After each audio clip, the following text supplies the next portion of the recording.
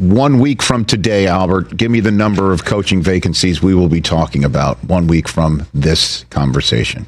6 or 7. I have to actually go through them. But I would say, obviously. Well, we got 3 open now. So you're saying only the Jets. Okay. The Jets, the Saints, the Bears. The Jags, I think, will be open. You do. The Cowboys are iffy. The Cowboys, I think here's what my belief on the Cowboys is: if McCarthy still had years on his contract, they would go forward with him. I think they're that impressed with the job that he's done. The problem is they have to draw up an entirely new contract to bring him back. And not only that, I don't know how many people know this, but virtually every assistant on his staff is up too. So they would basically have to redo contracts for everyone on his staff. So do they bring that all back? Do they commit to McCarthy for another 4 or 5 years? I think that one's still up in the air. I have a hard time making a call on that one. I think the Raiders, there's a good chance that one will be open, so that would put you right at 6. Who am I missing here, Rich? Help me out. Patriots, Albert? I think the Patriots, so I don't think the Giants would be the other one, so we'll go through those two. Please. The Patriots, to me, Robert Kraft does not want to fire Gerard Mayo. I don't think they want to be that franchise that's acting in that sort of scattershot way. That said, that was an ugly, ugly, ugly game on Saturday. There is a coach out there who will be the belle of the ball, Mike Vrabel, who is probably going to be available only this 1 year. And I think if you think you can get him, then you have to think about it. I do feel like Gerard is going to be judged on a few different things. Number one, are the players still playing hard for him? We'll see Sunday, because that didn't look great on Saturday. Number two, has he shown that he can effectively manage his staff? That's, we'll see. And then 3, is there some direction for his program? So I think all of that will be assessed. I think they want to bring him back for a second year, maybe with some additions to his coaching staff to add some experience on both sides of the ball. And then the Giants, to me, are the real wild card here. I don't think that Joe Shane and Brian Daboll's futures are inextricably tied. I think they'll be judged separately.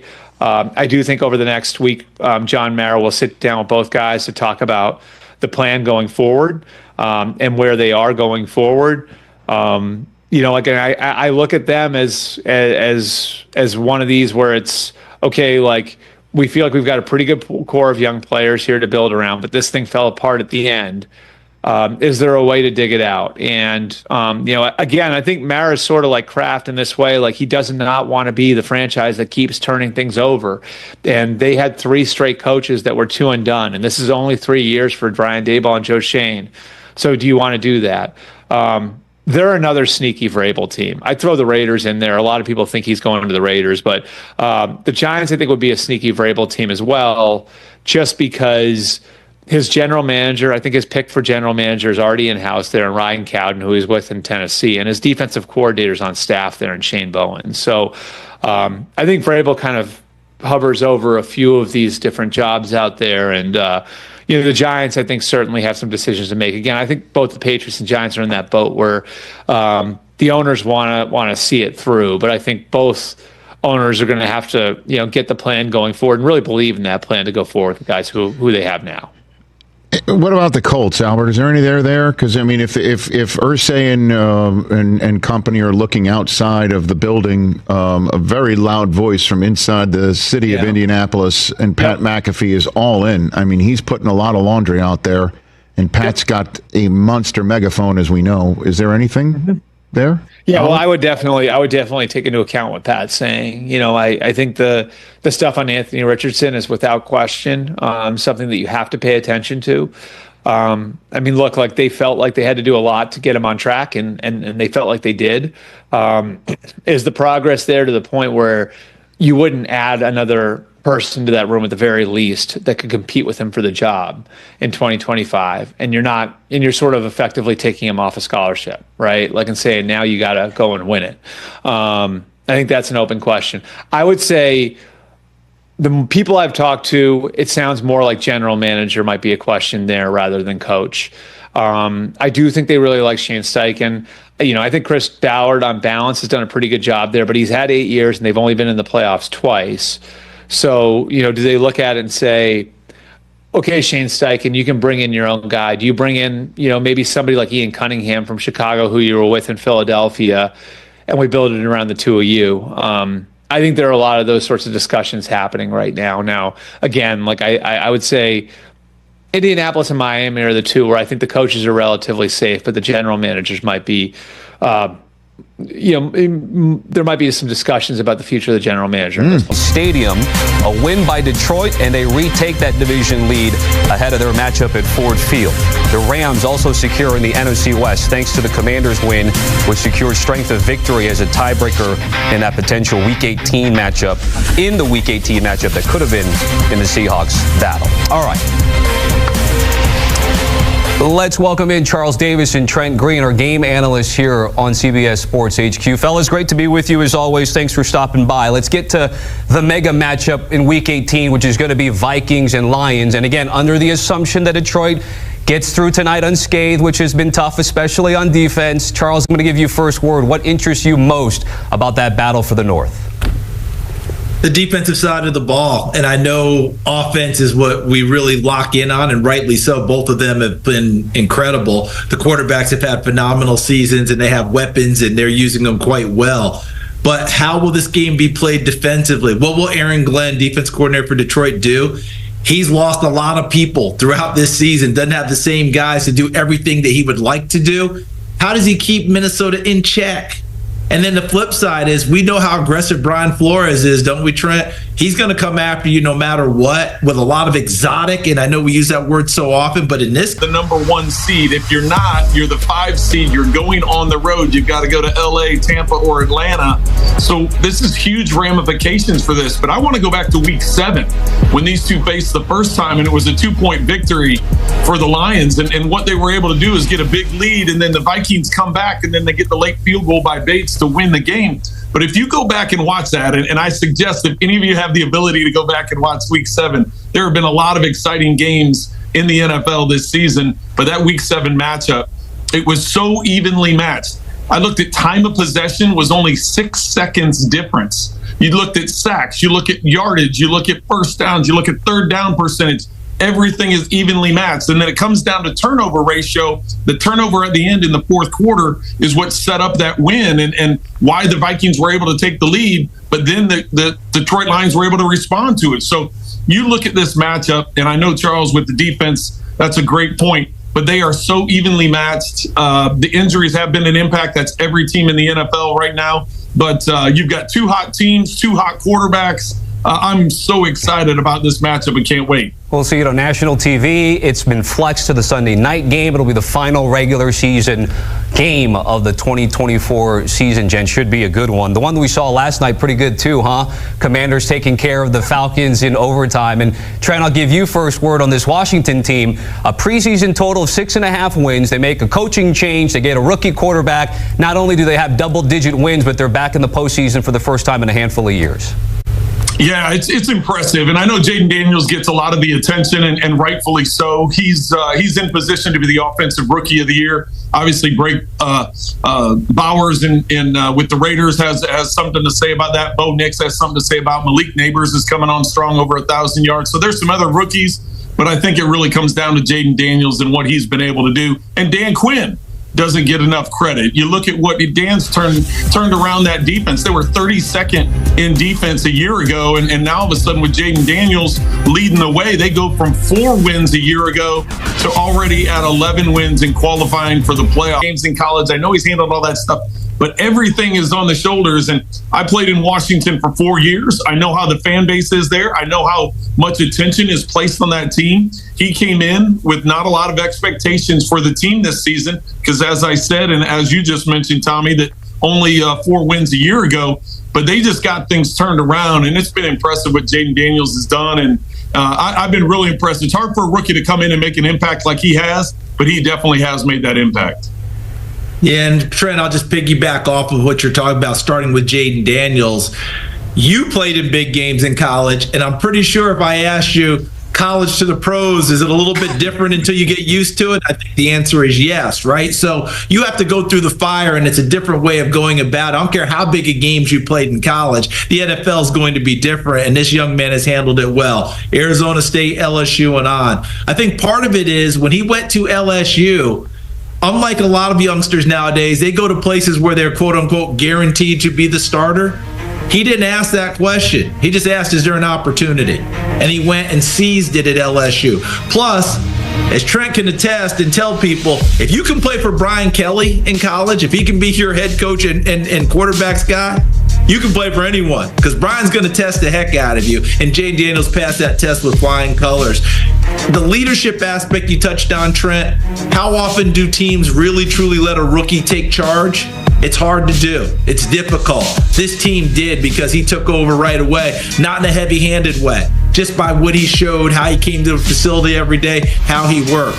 But I think about this Washington team in a bigger picture.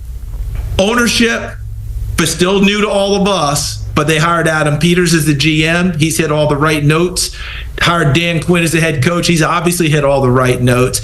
And I think a guy like Olamide Zaccheaus, the wide receiver, will serve as my example for why things are working there. He played for Dan Quinn in Atlanta, knew how Dan operated, plus Dan is the new improved version.